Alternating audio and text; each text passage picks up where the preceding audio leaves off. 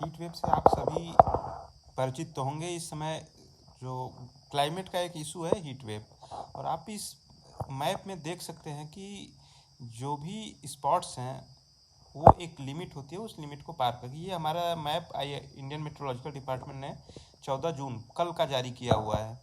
आप देख सकते हैं कि मोस्ट ऑफ द जगह पे 42 to 48 degree Celsius above temperature का रेंज है। ये कहीं ना कहीं दर्शाता है कि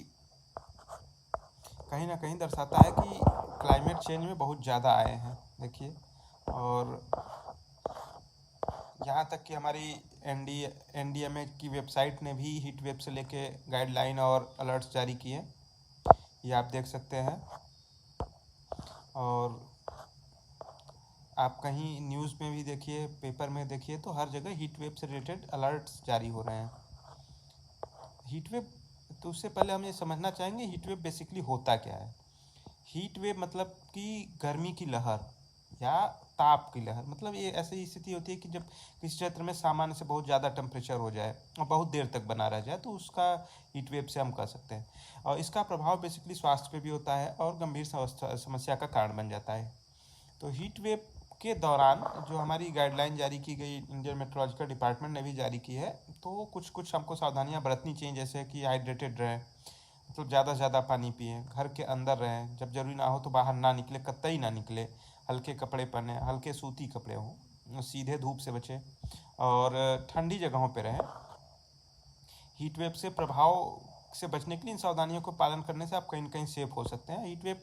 और इन सारी चीज़ों के बीच में मैं आपको बताना चाहूँगा कि हीट वेव के कारण क्या होते हैं, जो आज मैं आपको बेसिकली समझाना चाहता हूँ कि हीट वेव के कारण क्या होता है। तो उसमें एक बहुत बड़ा कारण होता है कि क्लाइमेट हमारा चेंज हो रहा है।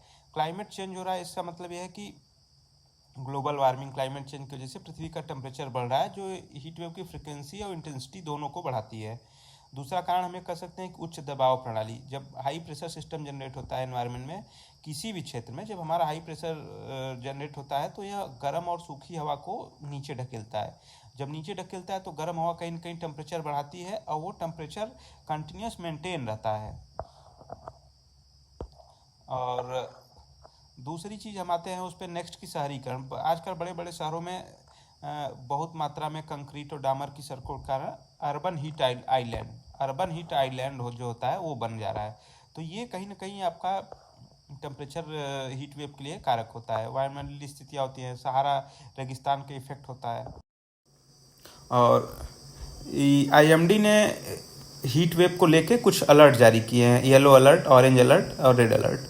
येलो अलर्ट बेसिकली होता है कि इसमें बहुत ही सेंसिटिव, जैसे छोटे बच्चों को या वो अडल्ट्स जिनको क्रॉनिक डिजीज़ है, उनको थोड़ा सा ध्यान देने की चीज़ें ज़रूरत होती हैं, और उनके लिए ज़्यादा होता है। हीट एक्सपोजर बचना चाहिए, लाइट हल्के कपड़े पहनने चाहिए, थोड़ा ख्याल रखना चाहिए। और ऑरेंज अलर्ट में क्या होता है, हाई टेम्परेचर और बीमारी जैसे लक्षण आ सकते हैं। इसमें सफिशिएंट पानी पीना चाहिए, ORS लेना चाहिए। रेड अलर्ट होता है कि बहुत ज़्यादा टेम्परेचर हो जाता है इस समय, और एक्सट्रीमली केयर नीड की ज़रूरत होती है। ओके दोस्तों, थैंक यू।